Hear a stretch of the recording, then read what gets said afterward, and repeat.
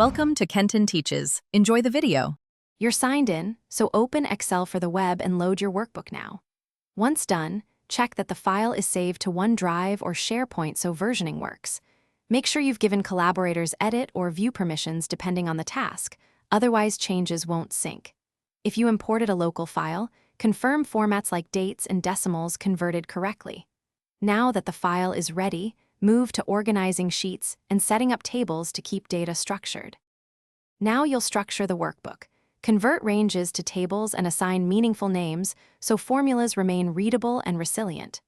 You can leverage SUMIFs, XLOOKUP, filter, and dynamic arrays to perform complex calculations without macros. Make sure to lock important headings with freeze panes and use conditional formatting for quick visual checks. When collaborating, tag people with @mentions in comments and watch edits in real time. If something breaks, open version history to restore a prior state and compare changes.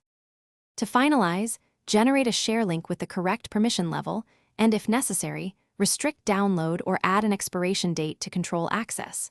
Once shared, consider automating repetitive steps using Office scripts or Power Automate templates to save time on recurring reports.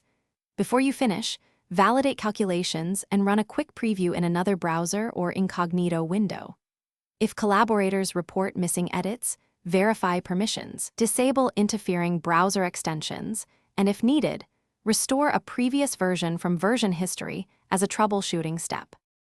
Thanks for watching. Please subscribe if this video was helpful.